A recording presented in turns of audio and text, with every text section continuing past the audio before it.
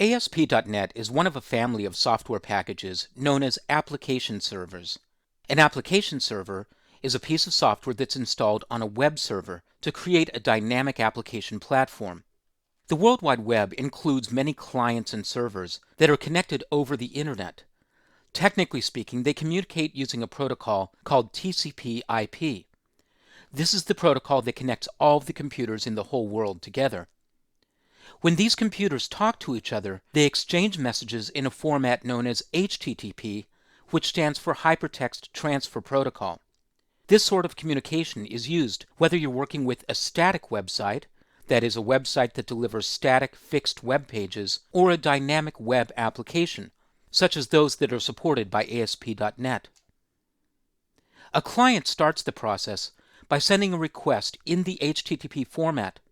The client requests a web resource, which might be a web page, an image file, or text files that contain JavaScript or cascading stylesheet code known as CSS.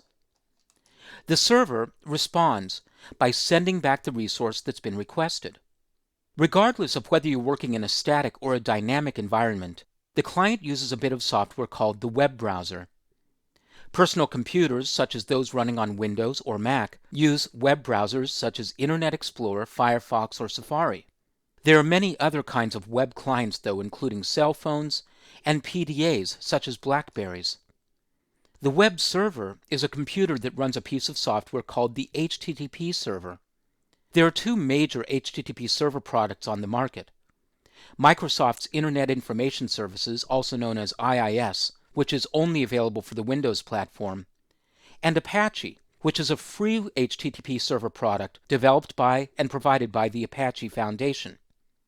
If you're going to work with ASP.NET, you'll be deploying your web application or your dynamic website using Internet Information Services, because only IIS does a good job of integrating the ASP.NET application server.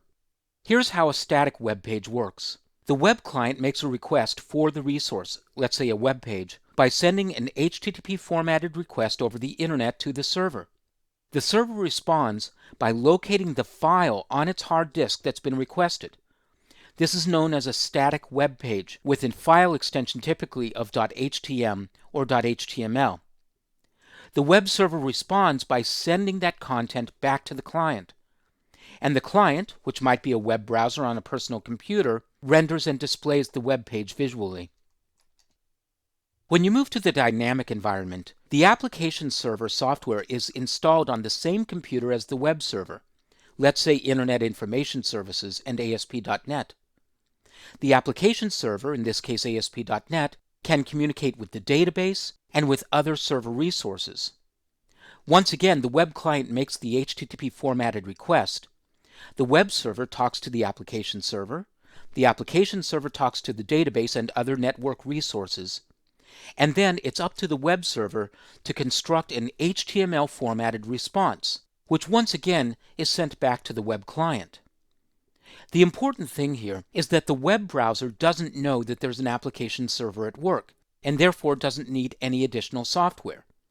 It requests an HTML page, and it receives an HTML page, and it doesn't know the difference between one that's static and fixed on the server's hard disk and one that's being generated dynamically in response to its request.